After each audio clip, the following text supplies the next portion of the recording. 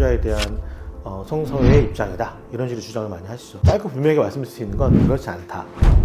첫 번째는 성소수자 혐오를 신념으로 갖고 있는 일부 개신교 이제 지도자들이 있습니다. 그 떠들고 이야기하는 것들이 자신들의 이해관계에 도움이 되는 분들이 또 계세요. 한국 교회 안에서 성소수자 혐오를 적극적으로 이제 스피커 역할을 하는 그런 이제 일부 유명한 목사님들이 계시는 거죠. 이렇게 세 그룹이 서로를 강화시키는 형태로 계속 악순환을 하는 건데, 실제로 이 그룹이 그렇게 많지는 않습니다. 그런데 네 번째 그룹이 존재하는 거죠. 안녕하세요. 저는 성공의 용산 나눔의 집 원장 사제로 있고요. 또 성공의 안에서 있는 정의평화 사제단 회장으로 함께하고 있고요. 동시에 이제 무지개 예수라고 우리 큐에 친화적인 어떤 그런 교회와 공동체들의 네트워크에서 집회위원으로 또 함께하고 있습니다.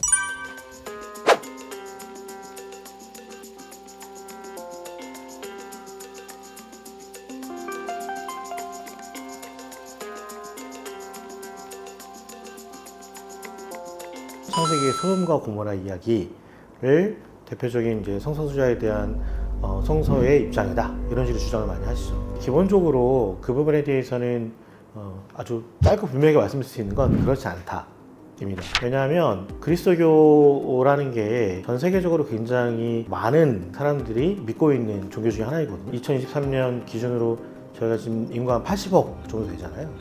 그 중에서 그리스도교 인구가 한 25억 정도 된다고 해요. 그 25억이 그리스도교라는 이름으로 이제 묶일 수 있는 사람들인 거죠. 제가 이런 배경 설명을 쭉 드리는 건 뭐냐면, 25억 명이 믿는 그리스도교니까 얼마나 다양한 입장과 폭넓은 이 입장을 갖고 있겠어요. 저는 보통 그리스도교를 설명할 때 그리스도교 스펙트럼이라는 표현을 써요. 굉장히 다양하다, 넓다, 또 되게 깊다, 이렇게 표현을 쓰는데, 그리스도교 스펙트럼에서 그 창세기 소돔과 고모라 이야기를 얘기할 때 한국에서 들어와 있는 아주 이제 극보수적인 장로교회나 일부 감리교회나 이제 이런 그룹들이 그 성서 해석의 다양한 선택지 가운데서 이제 이것이 성소수자, 동성애에 대한 입장을 이야기하는 것이다라고 이렇게 해설하는 부분들을 이제 수용해서 적극적으로 알린 거죠. 그래서 많이 그렇게들 이해하고 계신데, 다수의 그리스도교 그룹 스펙트럼에서는 그 창세기 소돔과 고모라의 예를 어떻게 해석을 하냐면 단순합니다. 나그네에 대한 환대 그리고 연대를 제대로 하지 않아서 생긴 문제라고 이해합니다. 이 배경은 성서가 특히 이제 우리가 알고 있는 신약이라고 표현되는 것들은 2000년 전 최소, 그 다음에 이제 구약이라고 알고 있는 히브리 성서라고 얘기되는 그 부분은 최소 6000년 전부터 쓰여진 책이잖아요. 6000년 전에 그 이야기는 이스라엘 그 팔레스타인 전쟁으로 얘기되고 있는 가나안 지역이라고 얘기하는 그쪽 지역에서 일어나는 거죠. 그쪽 지역의 특징은 기본적으로 광야입니다. 광야에서 있었던 야훼로 이름 불리던 신을 믿고 따르던 이들의 종교, 그들한테는 이 사막 또는 광야에서 낯선 사람이 왔을 때 그들을 어떻게 맞이하느냐는 문제는 자신들이 또 낯선 곳에 갔을 때 어떻게 맞아들여지는 그 문제랑 직결되는 거죠. 그래서 낯선 이들에 대한 환대, 나그네에 대한 환대가 구약 성서에 되게 중요한, 구약을 관통하는 중요한 정신 중에 하나거든요. 야훼가 그렇게 지켜 행하라고 얘기한 거죠. 근데 소돔과 고모라가 그것을 지켜 행하지 않은 거예요. 그 맥락을 알고 보시면 거기 보면은 그래서 왜 그런 얘기 나오죠. 내 딸을 내주겠다. 이게 말도 안 되는 여성 혐오적인 또 얘기일 수도 있는데, 사실은 그 맥락들이 다 나그네에 대한 환대라는 맥락에서 이렇게 이어서 봐야지만 이해가 되는 구절인 거죠. 그래서 소돔과 고모라의 이야기는 동성애에 대한 문제로 망한 도시의 이야기가 아니라 나그네에 대한 환대와 연대, 낯선이들의 환대 연대를 실행하지 않기 때문에 생겼던 문제였던 거죠.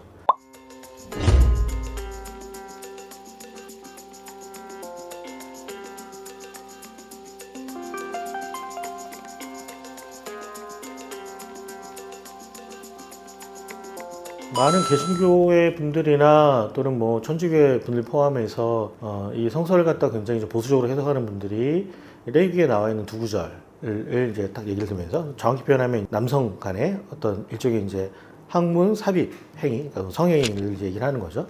근데 보통 그 부분을 얘기할 때 제가 늘 이렇게 농담처럼 얘기하는 것 중에 하나가 뭐냐면, 그러면은 여성 그 성행위는 괜찮은가요? 이 성서가 아까 얘기한 것처럼 최소 6000년에서 2000년 사이에 기록된 이야기라고 말씀드렸잖아요. 그러니까 성서가 하늘에서 뚝 떨어진 책이 아니라 아주 긴 시간 동안 쓰여지기도 하고 없어지기도 하고 바뀌기도 하고 하면서 저희들 손에 온 그런 책인 거죠. 6,000년 전에 그 시대와 사회와 문화적 맥락을 갖고 있다. 그 전제로 보자면 레위기는 보통 포로기 이후에 쓰여진 책으로 알려져 있습니다. 이스라엘 성서에 보면 이스라엘 사람들이 제국에 의해서 항상 끌려가요. 많은 사람들이 끌려갔다가 굉장히 긴 시간 동안 이국 땅에서 살다가 돌아오는 그런 역사를 반복하는 거죠. 그러니까 이 사람들한테는 자신들이 살던 땅에서 끌려갔다가 돌아오는 맥락에선 이미 이 땅에 이제 다른 민족들이 살고 있을 거 아니에요? 그러면 끌려갔던 곳 또는 출애굽이라고 많이 얘기하는 예를 들어서 이집트라든지 그다음에 뭐 또는 어떤 다른 제국 땅에 있었던 것들 그리고 다시 돌아왔을 때 이 땅에 있었던 사람들 뭐 대표적으로 이제 옛날에는 블레셋 지금은 팔레스타인이라고 얘기하는 그런 그 사람들 이 사람들과 우리 이스라엘 민족들이 어떻게 다른지 즉 자신들의 독립의 문제와 이 민족의 정체성의 문제는 되게 직결되어 있는 문제였던 거죠. 우리는 달라라는 걸 강조했어야 되는 거예요. 그래서 이 레위기에서 가장 중요한 것 중에 하나가 뭐냐면 거룩입니다. 거룩.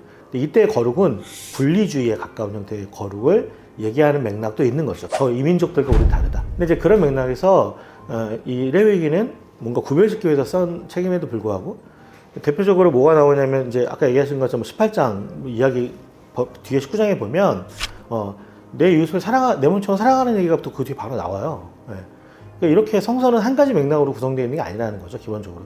그 중에서 딱 그 두 구절만 찝어서 얘기하고자 하신다면 응해드릴 수 있는데 핵심은 뭐냐면 그 두 구절조차도 당시 이스라엘 민족들의 정체성을 명료하게 해서 다른 이민족들과 우리가 다르다는 것을 얘기했어야만 됐고 그 상황에서 다른 민족이 실제로 그렇게 살든 안 사는 것들은 중요하지 않고 쟤네는 그렇게 그 소위 얘기해서 이제 우리랑 다른 풍습을 갖고 살아가니까 우리가 저들처럼 살면 안 돼.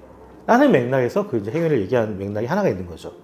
두 번째는 좀 더 짧게 말씀드릴 수 있는 건 근데 그럼에도 불구하고 그 당시에 있는 고대의 가부장적인 풍습 문화. 왜냐하면 거기서도 성행위 얘기를 할 때는 성행위 기본적으로 삽입이 있어야만 성행위를 이해를 했던 거예요. 또 오늘날 우리는 그 삽입 외에도 다양한 것들을 현대인들이 이해하고 있잖아요. 근데 이제 이 사람들은 그렇게 삽입이 있어야지만 이해했던 상황 속에서는 여성들 간의 뭐 성적인 생애나 이런 것들은 인정이 안 되는 거죠. 그거는 성행위로 취급도 안 하는 거예요.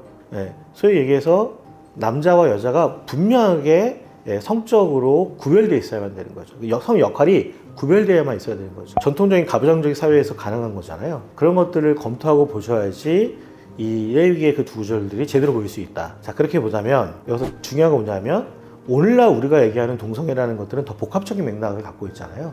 그럼 단순하게 성행위만을 얘기하는 것이 아니니까 그럼 복합적인 맥락의 동성애라는 것들은 실제로 한 100여 년 전에 분류가 돼서 사람들한테 이해가 되기 시작한 거죠.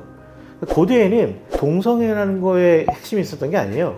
권력관계에 핵심이 있었던 거죠. 그러니까 이 지점을 잠깐만 혼동하시게 되면 6천년의 시간을 너무 한 번에 갑자기 타임 그 머신 타고 붕 건너뛴 것처럼 그런 잠깐만 문제를 일으키게 된다. 그런 맥락에서 너무 그 오래전 이야기를 아무렇지 않게 어제 이야기인 것처럼 가져와 버리면 큰 문제가 생긴다.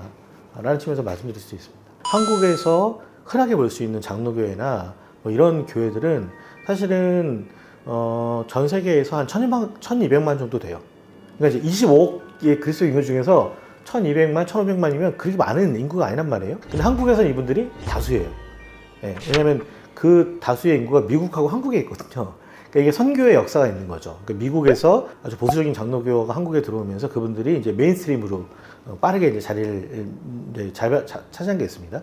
한국에서는 장로교회로 얘기되는 이제 개신교 중에서 장로교회로 얘기되는 이 성서 해석이 굉장히 일반적인 표준적인 지침처럼 되어 있는 경향이 있어요. 사람들은 자기가 이해하고 있는 통념적인 방식들 그리고 주류라고 생각하는 그런 방식들에 쉽게 눌러붙어서 고착화돼서 그 방식으로 이해하고 해석하는 것들을 되게 편리해합니다. 왜일까요? 그게 편하거든요. 아시다시피 뭔가 새로운 질문, 낯선 질문 한다는 거는 늘 버겁잖아요. 또 내가 왕따 당할 수도 있으니까. 보통 이것이 돌아가는 그 역동이 있어요. 저는 보통 네 그룹으로 보통 얘기하는데 첫 번째는 실제로 성소수자 혐오를 신념으로 갖고 있는 일부 개신교 이제 지도자들이 있습니다. 그러니까 이분들은 실제로 그걸 신념처럼 여기는 거예요. 근데 이분들은 시대나 역사나 지식이나 상관없이 그렇게 믿고 있는 분들이 있는 거죠. 아주 소수입니다.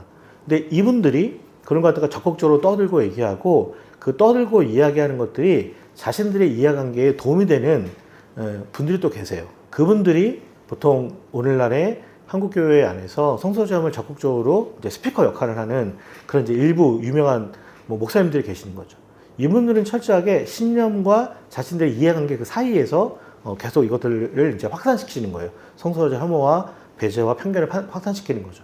그리고 이분들한테 근처에 늘 누가 있냐면 우리가 보통 교회에서 얘기하는 권사님, 집사님, 장로님들 이제 주로 교회 여론을 주도하는 이분들 안에는 또 신념도 있지만 목사님에 대한 순종도 있고 또 뭐가 있을까요?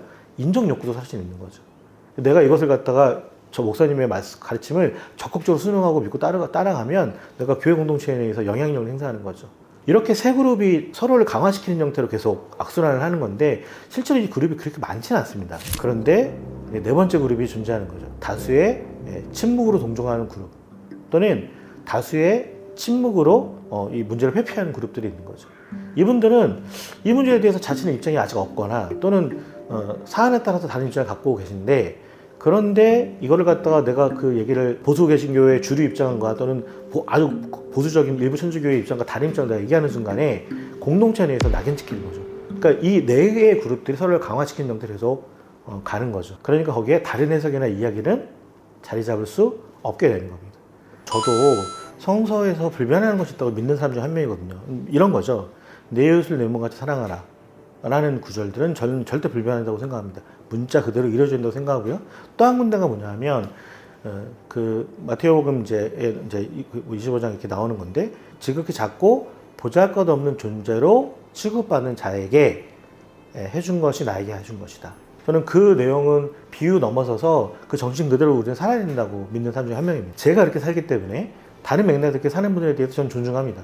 다만 그 이야기가 사회 속에서 공존하고 살아가는 데 중요한 발판이 되느냐 아니면 오히려 벽이 되느냐 이거는 되게 중요한 식별의 기준이 된다고 생각을 해요. 성서가 되게 중요하게 여기는 게 바로 이렇게 부와 권력의 불평등과 재분배에 대한 문제를 집중하고 있다는 거예요. 왜? 이스라엘 백성들이 가장 큰 피해자였거든요. 오늘 저희의 주제가 좀 다를지 모르겠지만 예를 들어서 지금 이스라엘이 자신들이 겪었던 바를 팔레스타인 사람들한테 똑같이 행하고 있잖아요. 그래서 저희가 거기에 반대하는 사람들이 생기는 거거든요. 마찬가지인 거죠. 그런 측면에서 그리스도인들은 그런 부와 권력의 불평등과 재분배 문제에 사실은 피해자들이었어요. 초기 그리스도인들은. 그렇기 때문에 성서에서 그들에게 믿음을 가지라고 얘기하는 거죠. 그것이 달라질 거다. 변화될 거다. 근데 오늘날 2023년에 대한민국에 살아가는 똑같은 그리스도인들이 어느 정도의 영향력과 돈을 가졌다고 해서 또 다른 사회적 소수자를 핍박하거나 배제하거나 낙인찍거나 억압한다면 그거는 성서의 정신에 위배되는 행위인 겁니다. 최소한 우리 믿음의 선조들이 살았던 삶을 저희는 거꾸로 그들을 괴롭히던 지배자의 위치에 제가 우리를 놓는 거죠. 이거는 성서가 중요하게 여기는 너희가 어느 자리에 서 있느냐 하느님의 자리에 서 있느냐 그것은 소위 얘기해서 영적인 것이고 하나님의 반대편 다른 사람을 지배하고 착취하고 억압하는 자리에 서 있냐 그것은 악의 자리인 거죠. 현대사회 속에서 많은 사회의 공동체들과 종교 그룹들은 상대를 배제하거나 삭제하는 형태로 존재할 수 없습니다. 그건 현대사회가 아니에요. 기본적으로. 오늘날의 그리스도 교회는 사회 속의 한 일원이라는 것. 그래서 우리가 한국 사회와 한국 교회가 연동되어 있다는 것을 이해하면서 좋은 영향력을 끼치려고 애를 써야 되는 거죠. 교회가 분명 많은 분들이 진공 상태에서 순수한 무엇인 것처럼 상상하시는데 실제 그런 건 존재하지 않는다는 거죠. 저희는 진공 상태에 살지도 않고 순수 무결점하지도 않아요. 사회 속의 영향을 받는 거죠. 그러므로 교회가 사회에 영향을 주는 것처럼 우리도 교회도 사회에 큰 영향을 받고 있습니다. 모두가 평등하고 안전한 사회가 될 수 있도록 사회가 개선되는 것들 그런 것들은 교회에도 영향력을 주고요. 교회가 평등하고 안전하게 되는 것도 사회에 영향을 주는 겁니다. 우리가 서로가 좀 더 평등하고 안전한 사회와 교회를 이루기 위해서 어떻게 협력해야 될 것인가를 계속 토의하고 얘기하고 협업해 가야 된다는 거죠. 그렇게 갈 때 저는 이 다문화 다종교 사회 속에서 다원주의라는 맥락에서 교회가 어떻게 자신의 이야기를 시켜가면서도 함께 공존할 수 있는지 답은 거기에 있다고 생각을 합니다.